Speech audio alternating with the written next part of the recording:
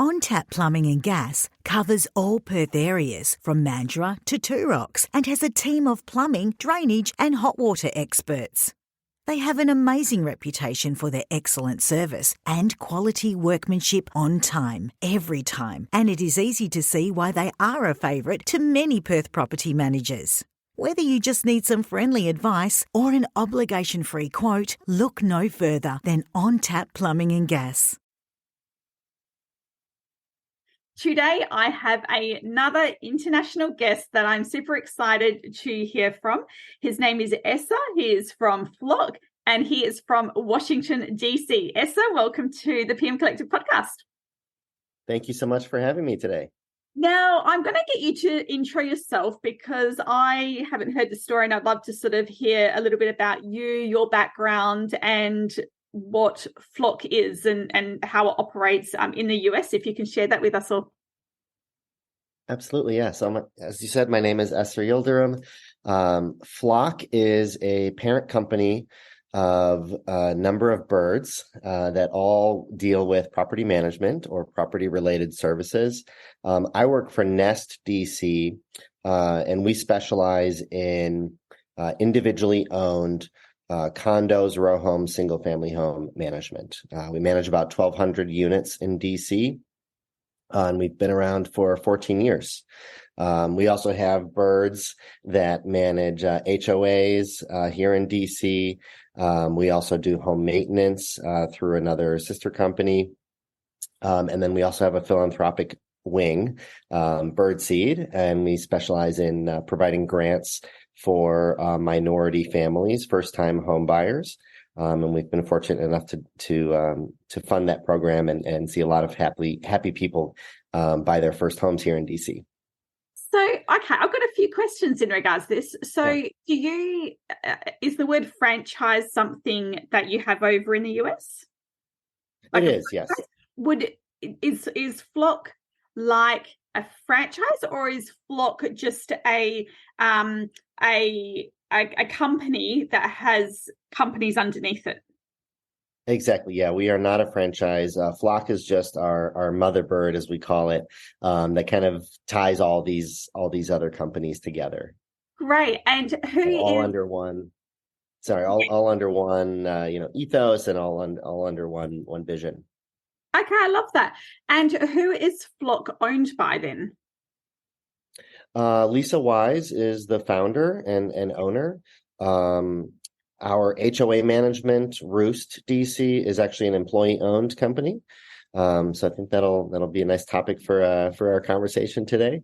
Wow. And I just want to quickly ask you about, number one, I actually really love the branding and the language that you've got with Flock. I think that's incredible. I've never heard a business or a company be so clever with it. So that's really great to hear those wings.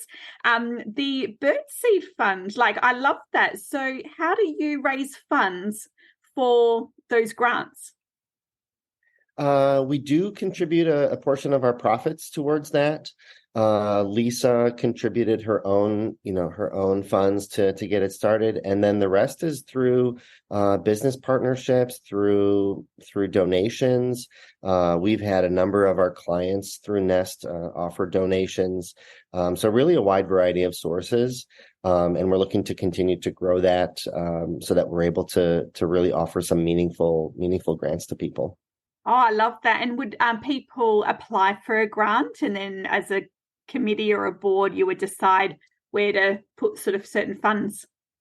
Exactly. Yeah, there's a couple requirements, but it's really open to a pretty wide pool of people. So we do get a lot of applications, and we're hoping to approve as many of them as we can. It's amazing, $10,000, $15,000 is often the difference between someone being able to own their home and start that journey and build generational wealth here in the US. So seemingly small amounts can really make a big impact. Wow, I love that. That's really awesome. Now, the topic today is looking after the team that cares for your properties. And as mentioned just briefly before, we have businesses in Australia have definitely got a pain point when it comes to staffing on some different levels. Like the first pain point is the lack of staff. So you put an ad out and there's just no one around that applies. So that's like one issue. Second issue would be multi-generational workplaces, which is one of my favorite topics. And I think maybe the fact that a lot of people are uneducated in how to manage a multi-generational team. I think I heard somewhere that this is the first time we've ever had 5 generations working in a workplace. So wow. I think that we as a society are quite inexperienced with that. And so that's sort of one of the other problems that we've got as well. So that's sort of what's happening in Australia. And I would love to hear a little bit about Flock, about the size of maybe, whether it's all the businesses or your business. And yes, things that are special and things that you do that stand out and are a little bit different. Yeah, it's definitely a tough topic. Property management is already one, I think, an industry that experiences a lot of turnover. It's a high burnout industry. And so this is something we've been trying to focus on, and something our founder, Lisa, has always prioritized is taking care of the people that are running the business and taking care of the properties and taking care of our clients. We don't have 5 generations in our workforce here at Nest, but there are certainly multiple generations of folks, and it's I think it's nice to see the diversity in the workplace. That diversity brings different ideas and different approaches to the work. And I think that's what helps with creative problem solving and not being stagnant with the same approach to the same problem all the time. Our approach to taking care of your people really starts with, I think, the job description and the pay and the benefits. But I think that's only what gets people in the door. From there, it really is creating an atmosphere that excites people to come to work. The work is not easy. It's not one, generally people are rushing to praise their property managers. Usually you're hearing from people when they're at their worst, when they're unhappy with how something is going, when their home is flooding, high stress situations. And I think creating a workforce and creating a team that enjoys taking care of people in those situations, that can show empathy and be compassionate about the problems that people are coming to us with is important. It's funny you say that, because I think I see a lot of nurses that become property managers, and a lot of people that have been in that caring, nurturing role that have gone into real estate, and they're the people that have got that true need for helping and caring and nurturing. That's funny. A majority of our staff actually come from either restaurant, hospitality, retail. We have a number of teachers. So similarly, all positions that really look for, taking care of others, the customer service approach. I come from a restaurant background of over 10 years before I joined Nest. And I've been at Nest for almost 6 years now. And that's really one of the things that drew me to work for Nest and Flock is their, that customer service centric approach to everything. And what really drives me every day is taking care of the clients. And so, I think that's an important factor in building that team, is looking for people who really enjoy that work and not just the property side. I think that's very interesting. I really enjoy real estate and all that comes with, but I tell folks on sales calls all the time, managing the property is not the hard part. Fixing an appliance, fixing a faulty HVAC system, that part's pretty simple. It's the relationships that you're building that really make a difference, that really, turn a house into a home, is taking care of the tenants that are living there and taking care of the client who owns the property that way. Yeah. And so that's really our approach is really focused on that. And then bringing that in-house, I consider my team, I consider them my customers as well. So I've always said, you have your external customers and your internal customers. And if you think of your team like that they are also your customers, I think that really shifts the mindset of how you may approach that next difficult conversation or what you are looking for to create in the office and create that excitement to come every day. So with your team, have you had any plan that you will recruit inexperienced or experienced or a bit of both? Like, what's the recruitment process look like for you? We've done both. It's always great to have folks come in the door that are, knowledgeable about the industry and kind of ready to hit the ground running.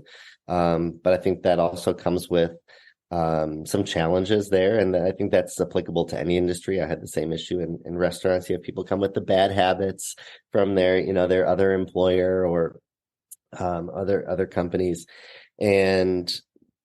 But there is something to be said about having that knowledge and awareness about the industry. I think ultimately, whether you're hiring someone without experience or with experience, the training that you invest in is really critical.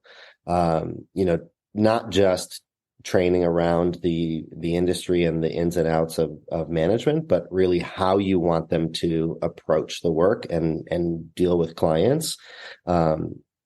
Is really in that first, we do 90-day training. So that first 90 days, a lot of touch points, a lot of feedback. We do a 30 and 60 and 90-day check-in to kind of review the job description, review pros and cons of how things have been going, check in to see what challenges they've been having. So it is a two-way conversation. In those check-ins, it's not just, oh, here's what you've done wrong, here's what you need to do better, and here's what you've done well. It really is a conversation between both manager and employee to make sure that they are set up for success. So would you do the same 90-day training for people, whether they're experienced or inexperienced? Absolutely. Yeah. I always, assume the best in people, but start from zero. Start, as if they know absolutely nothing. And allow people to, with that experience, to really show that off. So, if you're going through a training about fair housing, I find that folks with the experience will still appreciate kind of reviewing that, refreshing it, and have an opportunity to be part of that dialogue in the training. So it's not just, oh, here's a video to watch for an hour and I'll be back. I was just going to ask you about the training because I wing it. How's the best way? And I've gotten away with winging it, so it's not that it's been a problem. But I get very jealous hearing of people that have, the minute that you said 30-day, 60-day check-in, 90-day plan, I would love to be that organized and to have that plan in place and to have the energy and maybe motivation to do that with every new staff member. And I'll be the first to put my hand up and say it doesn't really interest me as a business owner, and I know that it should, and I wish it is something that I was just so obsessed with. So I would love to hear a little bit more about that. So you definitely, I know you said the 30 to 60-day check-ins. I think that's a great idea. I think, and I'm very vulnerable on these podcasts so that people also don't feel bad if they have the same thoughts as me. We're not bad people. But having those 30-day, 60-day check-ins, sometimes I just think, I actually don't want to hear anything negative. And I know that's a wrong attitude, because you want to hear that as well. But I do just want to cover my ears and shy away from it. Stay with us. We'll be right back. Sensor Global saves lives with automatic compliance and manages smoke alarms, gas and water leak detection with 24/7 remote management. It provides complete control, reduced risks, and improved compliance for property managers. To find out more, speak to Anthony Booth or head over to sensorglobal.com. Yeah, it's something I think I've gotten better at with practice. Yeah. One of our manager trainings, one of the phrases that really stuck with me is clear is kind. And so giving constructive criticism that's very clear is actually a kinder approach than ignoring the issue. Ultimately, if it's a performance problem or there's something happening that is not up to your standards, allowing that to continue is only going to make things worse. And eventually this person is either going to need to be fired or go on a performance improvement plan, or other people are going to pick up those that bad habit as well. So those tough conversations are tough. And I think calling that out, in the beginning of a conversation is perfectly normal. Hey, this is going to be a tough conversation, but ultimately, I want the best for you. And so that's why we're having this conversation. You say that really well. You had to do it a few times. It's easier when I'm not actually facing the person that I'm having the conversation with. Fair enough. But it's interesting. You said you're not too keen on on the training and all that. I'm kind of the opposite. I really like that part of the work. And so one thing I've had a challenge with is kind of letting go of that to allow others to also participate in the training. But I think that has also helped the training process is delegating, peers and even people that report up to a new hire and other managers, having them involved in the training, finding out what part of the work that they are excited about, that they're going to be more likely to be excited to teach someone about, is a great way, I think, to involve other people in the team, kind of lift some of that training burden off of you, or off of whoever the training manager is, and really get that full experience. That was my next question. Was how does it happen?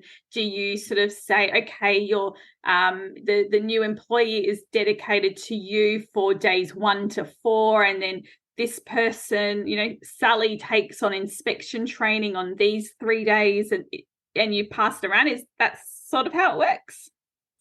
Yeah, our first few days are with our HR team, just kind of going through the fundamentals and getting them set up with the tools and logins and all of that. Then their manager will then take over from there. We really put a lot of control and ownership on the new hire. So we use Monday.com, which is like a organizing tool and software. We create a specific training platform for that employee specifically, for their role specifically. It's broken down by day for the first 2 weeks, and then it's broken down by week. And you can customize it and move things around. So if something is missed that's not time sensitive, you can move it to the following week, and really helps you keep track. But we put the ownership of that on the new hire so that they are really driving their training and taking responsibility for what they have not scheduled yet, who they haven't met with yet.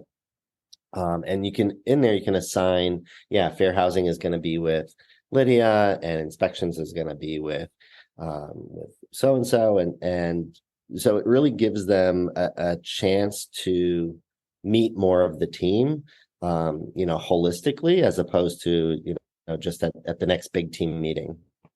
Yeah. Okay. Excellent. That's really great. So then they've gone through the 90-day induction and they're now a fully fledged part of the team. Are there any regular things that you do from a meetings point? So we'll talk about the meetings first, with the one-on-ones and the staff meetings. How regular are they, and do you do them? Yeah, I have always been a big supporter of regular one-on-ones. And I think the frequency of that really depends on your workspace and how often you're interacting, regularly with each employee. We do weekly for most of our staff. And I think those one-on-ones really, again, going back to kind of the training conversation, it's a two-way conversation. The way I structure my one-on-ones is not just me telling you what needs to get done, what hasn't been done, what's coming up. Otherwise, I think you're wasting time, right? If it's something that could be in an email or a message, that's just me talking at you, then why are we spending an hour, in a designated space? I think it really is an opportunity to open up and talk through more than just the day-to-day, and what's on your plate right now, but kind of really the bigger picture, and help foster those relationships and trust in your staff to be able to come and talk to you about what's going on. I think that's the only way that I can know really what's going on with each of the teams, is to have that trust in my staff to be able to come and tell me and say, yeah, we're really struggling with this. And I may not have a solution or an answer right away, but at least it starts the dialogue. It starts the conversation of, oh, wow, yeah, that tool we invested in last year maybe is not working the way we envisioned. And you're the ones using it every day. And so if you're running into roadblocks, if you're running into difficulties, or there's a better tool that's come out, let's explore that. Let's talk about it. Because ultimately, the work is always going to be tough. The clients are always going to have problems.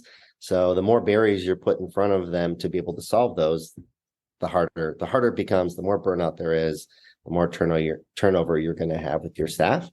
And as much as I love training, I don't want to have to do it more than I absolutely have to. It's really, really time intensive. So yeah. so we meet. Oh no, you go. Yeah, sorry. I was just going to say we meet weekly, one-on-ones, and then we also do team meetings weekly. And that's kind of more like, hey, what's going on? What's the focus for the week? That's a bit more of like the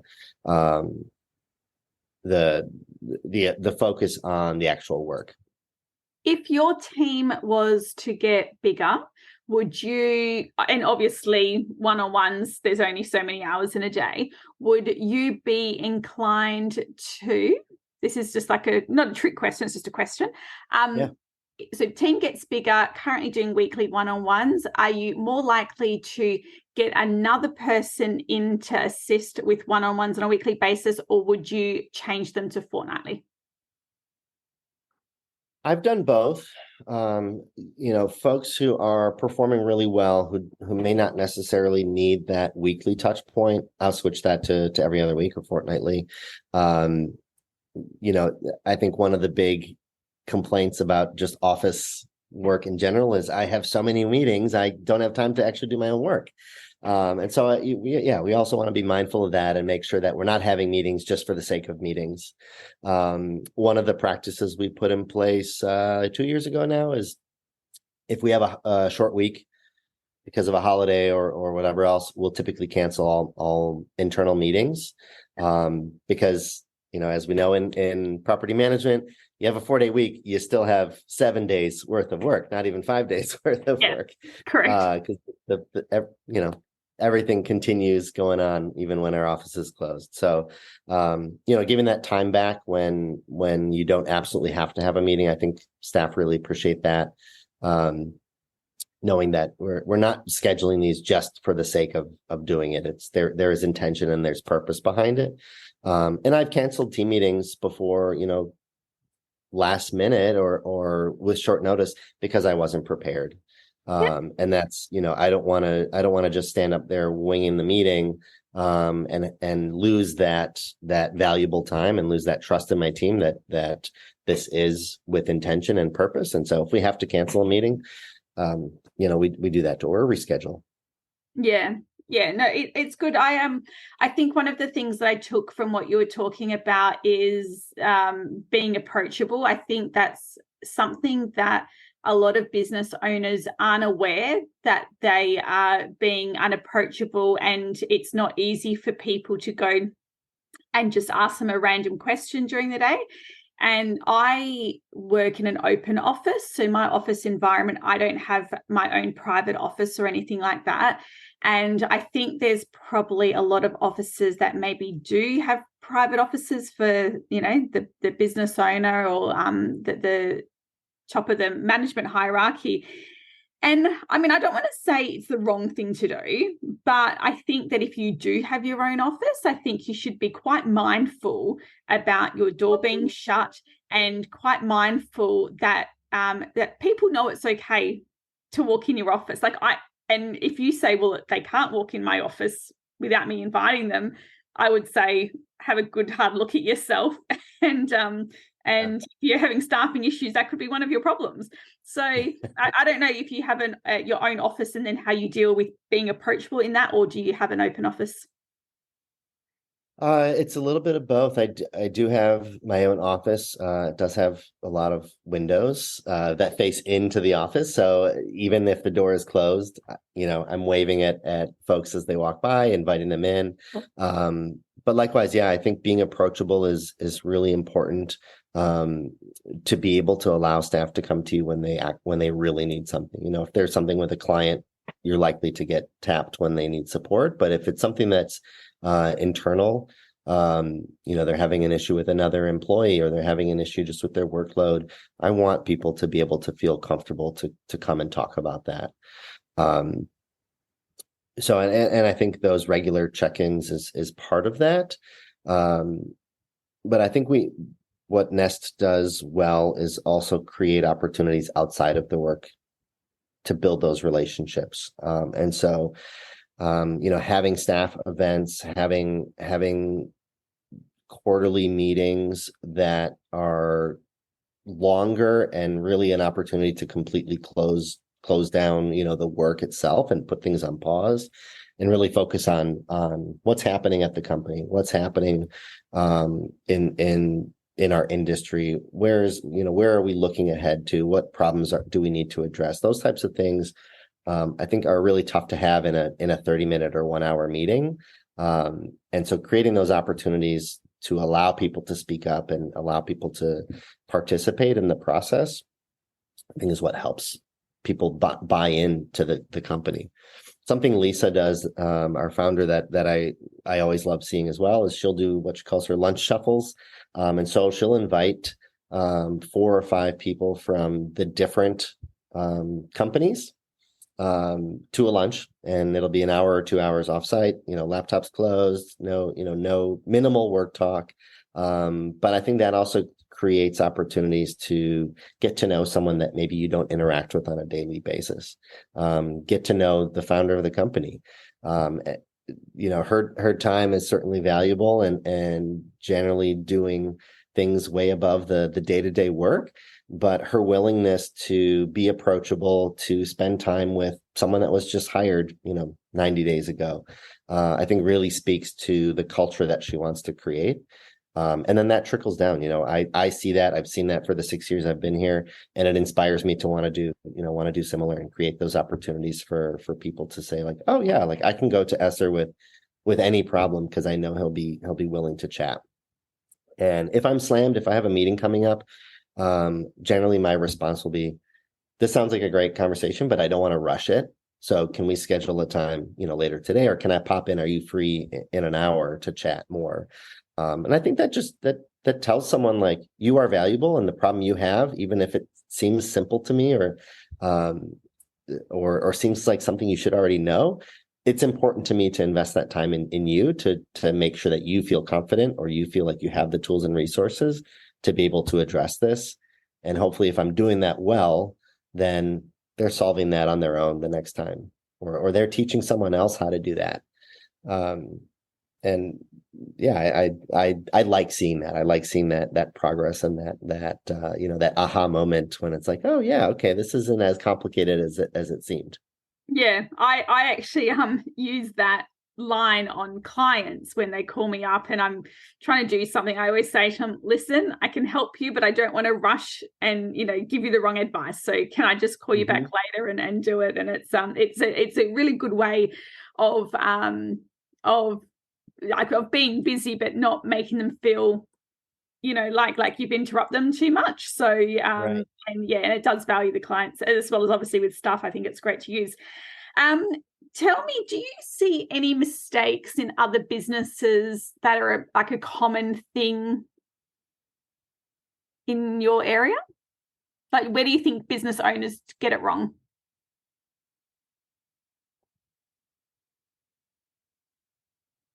Oh, that's a great question. I'd say two things come to mind. The first one is the what you're incentivizing your staff with. And, yeah, salary, bonuses, money talks, right? But I don't think that's the only thing that incentivizes people, or encourages people to stick with a job, stick with a career. I think it's the opportunity to be meaningfully challenged and see growth and projection and find interest in the work that you do. And so creating opportunities for that, for folks, I think is important outside of just, oh, here's a spot bonus, here's a $5 coffee gift card. While those things are nice, I see companies that only do that. And I think you lose folks. The bonus thing is interesting because it's great to get a bonus. It's great to get, additional funds, but when you ask someone 3 months later what their last bonus was, I think most people can't answer, right? So it's very short-term excitement. I think it does, when you tie it to a performance thing, there is some motivation there, but I think ultimately it can't be your only compensation plan. It's just, oh, we'll just throw money at the problem. I think the other one that comes to mind is really the workload, and work-life balance. We've tried to get away from saying work-life balance because we can only create the work part of that. And it's really on the individual to create the balance in their own world. But I think it is important to know, the work that you're assigning out and understand the complications and barriers. So, I try to get into the work occasionally. I actually don't try. I get into it often. I enjoy it, but also it gives me an opportunity to really see, what the challenges and barriers are to success. And so, we're in summer here in DC, and it's the peak of our leasing season. I'm leasing a couple properties, going to showings, working through some of those new tools that we've invested in the past year or two, firsthand. And I ask my managers to do the same. And of course, you don't want to get lost in that and give up the opportunity to do bigger picture projects. But I think having that exposure really, working side by side with folks really shows, like, number one, I'm not above any work that we do. I've done this. I'm also willing to do it. Number two, yeah, I had the same problem that you did. And so I can now understand why that's a stress for you when you're doing it with a much larger, workload, as far as like the number of properties you're carrying. So yeah, let's work to figure out like how we can overcome this. Yeah, I just want to go back on a couple of things you said that I love. And one of them, you mentioned the bonuses, and, 3 months later, they quite often can't remember, how much it was or maybe what they did with the money. And it's that whole, people forget, what you say, but don't forget how you made them feel. And so I think, just giving someone something, there's no fear, there's no feeling there. Like, there's no sort of real experience. It's sort of just handing over a bonus. And something that I've learned along the way is, I think my style is what I would call structured management, random leadership. And because I am very random in my style of management, there's not anything that's a routine or that we do on a regular basis. So sometimes we might go, hey, let's go out for dinner, let's go out for lunch, let's go do this activity. It's very random. And even at Christmas time, we do random events for our Christmas party. It's never the same thing. So I think those things are appreciated a lot more. Like, if I was just to randomly buy a coffee for someone, that is so much more than someone just expecting flowers on their birthday every single year, because that's what the business does. It removes that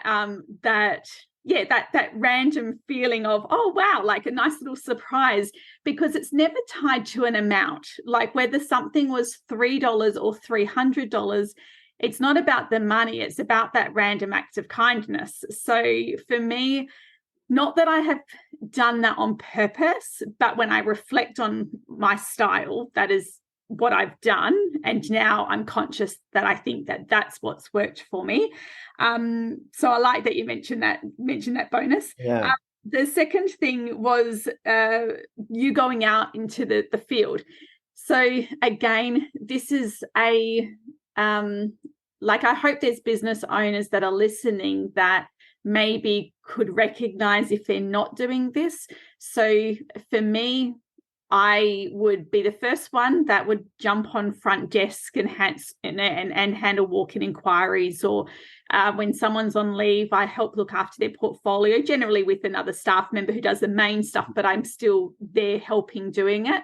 And, it might be my turn to go pick up lunches or coffees, and I'll go do that. I don't think as a business, we definitely don't run with any what I call vertical management. It's all very horizontal management. And I listened to, do you know a guy called Dave Clare? I don't. Okay, he's a Canadian guy, lives in Australia.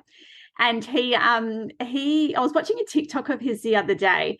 And if you're listening and you don't follow Dave Clare, go and follow him. He does live in Perth. He's an amazing guy.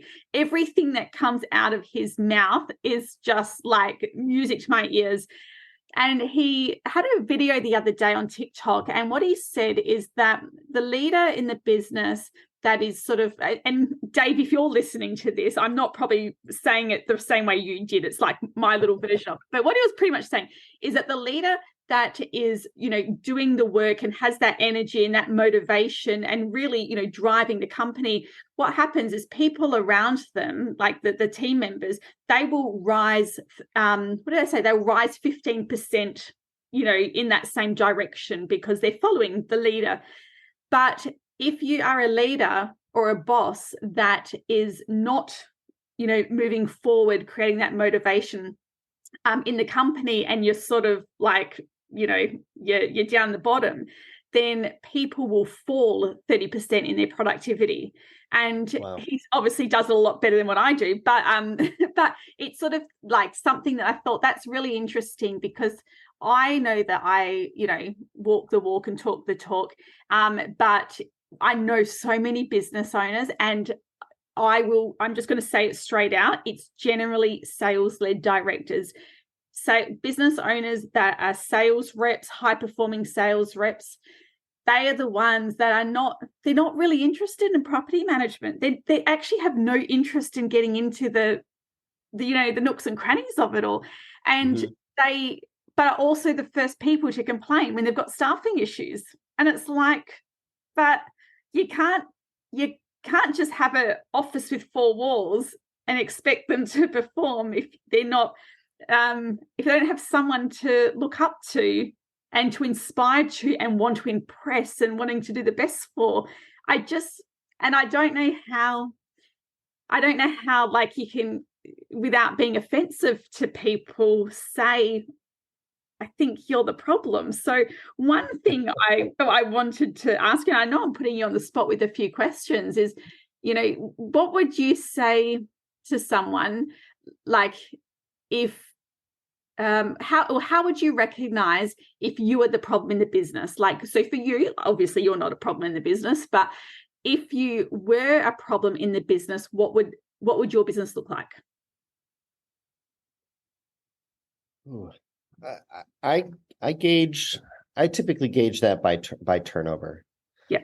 By the number of employees that are leaving the workforce, especially those leaving it for a similar position. Yeah. Right. I mean, we've had folks leaving, for different careers or different interests or relocation. But if someone's leaving property management for another property management role, to me, that says there was something missing here that we didn't provide, whether that was good training or good growth and development or just good support.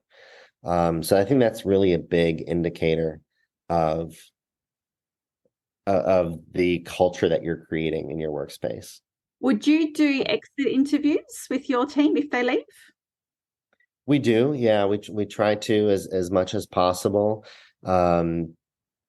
to take that feedback and really take that opportunity to self-reflect. Of course, at that point, it's potentially too late for that individual employee, but I think chances are if someone feels that way, they're not alone. And so the feedback that you get in those interviews is really not about that person. It's about what other issues are happening that you may be blind to. We've also done 360 feedback. And so that's feedback both up and down, and that's anonymous. And we've hired outside companies to come in and perform those. So they are really unbiased and ways to collect that feedback. And really that's an investment as well, not just in your staff, but in any leadership positions.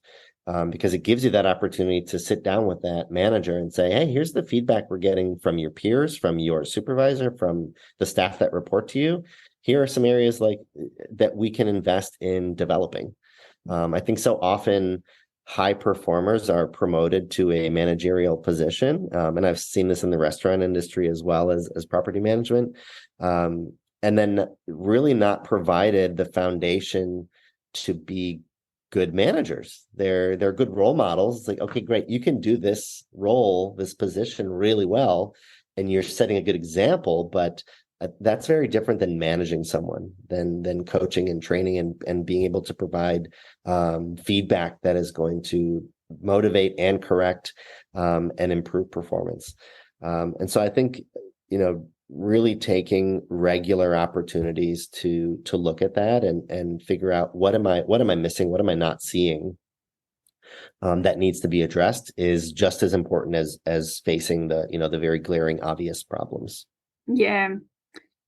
Now I am going to finish off because I've asked you a few hard questions. I'm going to finish off with one last very difficult question. It might be difficult, it might be easy. Restaurants or real estate? Which one's the easiest? Easy. I don't think either is easy. I'll take the easy answer out. I think they're both challenging in different ways. What I loved about the restaurant industry is the excitement and positivity surrounded around it. Right. Most people, if they're going out to a restaurant, it's to celebrate a birthday, an anniversary, a reunion of friends. It's already tied to a very positive experience. So you're kind of teed up to just really knock it out of the park. And obviously I love food. I love just everything around that atmosphere. The problems you face, at least with clients, are generally short term. Right. It's that moment, that instant. It's okay. Your appetizer's running late or this food wasn't prepared correctly. You can fix it a lot easier than I think in property management, where the issues are more long-standing. Those relationships are much longer. And so that excites me because it's not just a one instant relationship. It's a long-standing relationship that you get to build over time. And so, yeah, I think both industries are very interesting to me, and I think come with their own set of challenges. From a staffing perspective, I think real estate and property management provide a lot of different avenues for growth. We have a lot of folks who come in because they're interested in the leasing side of things, and that's where I started, and that's all I paid attention to, and I was exposed to a lot of the different elements that then kind of intrigued me, and the compliance and fair housing and the maintenance side of things. You have a lot of diverse opportunities to expand your knowledge and opportunities for growth in a very interesting industry. Yeah, for those that don't know, my personal, what's the word? It's late at night when we're recording this, so I'm losing my words.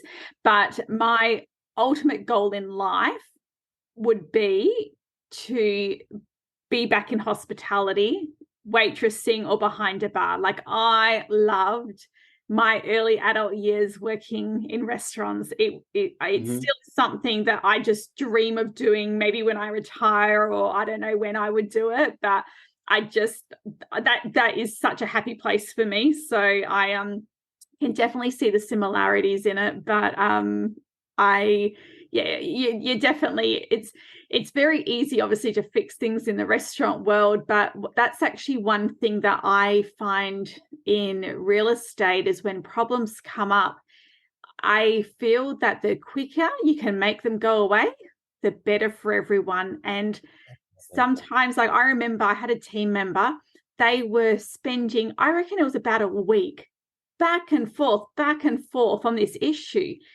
And I went up to her at like in the second week and I said, how much are we talking? Like, what are you arguing about? And she goes, oh, it's $300.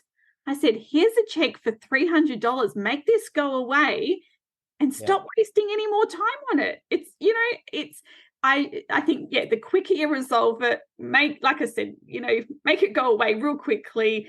Sometimes it means you've got to give a little to make that happen. But you know what? It's worth so much more. Yeah, it always amazes me when people don't factor in the value of the time that's spent on a problem. I see the same thing very frequently, and it's we don't want to be just writing concession after concession, but at some point, if it's retaining a client, if it's making your staff happier, just removing that problem from your staff's day, the amount of stress that just dissipates immediately, you can see it. And so I think that's a very wise $300 to spend. Totally. And sorry, I know that I'm meant to be wrapping this up, but I just wanted to bring it back to like with restaurants and supermarkets and real estates as well. I assume that in the restaurant industry, there would always be in, a P&L or in the budget, an allowance for maybe, I don't know, rotten food, mistakes, errors. In a supermarket, there's always an allowance for stolen goods because the stock, stock gets stolen. I'm just again going to say it. Real estate's the same. I agree. I don't think you should be giving out, money all the time. But on a large portfolio, if I was to pay out, probably these days, I actually haven't had to for a while. Let's call it $1,000 for the year, in a couple of little things over the whole year. In the whole scheme of things, that is a very, very small portion that I'm not going to be worried about.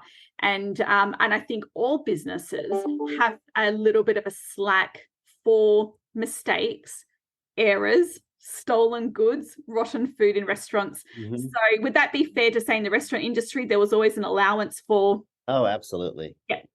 Absolutely. Yeah. But we don't talk about it in real estate because no one wants to admit that they do it.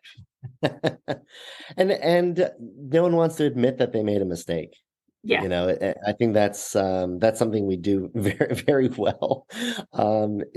Take ownership. If I tell people all the time, we're not perfect, but we care about what we do, and we're happy to work to fix it, to resolve it. Sometimes that is sending someone back to make a repair at no extra cost. Sometimes that's just issuing a monetary concession. And at the end of the day, that peace of mind that you get that the problem is resolved and hopefully your client is feeling the same is worth 10 times as much. Yeah, absolutely. Eser, I appreciate your time so much. You have no idea how valuable this listen is for business owners, property managers, department managers, just to really be like a fly on the wall and listen to conversations, between two business owners on staff and how you do it and things like that. We don't naturally call each other and say, hey, can you tell me how you do this in your office, because people are too scared to sort of ask for help, or they feel like the other person doesn't want to share, potentially secrets or things they do. So it really is very generous for your time to share today. And I know people listening they're going to love listening to it and just seeing the alternative with managing a team. It was absolutely my pleasure. Something I really admire about Lisa is she doesn't look at our competition as competition. This is an industry that has a lot of stigma and a lot of negativity around it. And I think anything that we can do to help others out and improve the service that we offer is really ultimately better for everybody. We're dealing with people's homes, we're dealing with people's investments, and so to see everyone do better and to trade ideas on how to improve that, I think just benefits everybody. You have no idea, because we're not Facebook friends, but you have no idea what I posted on my Facebook page, and I'm going to read it out to you because this is exactly what you just said. I posted a little meme and it says, competition happens at the bottom, the people at the top are collaborating. Yeah.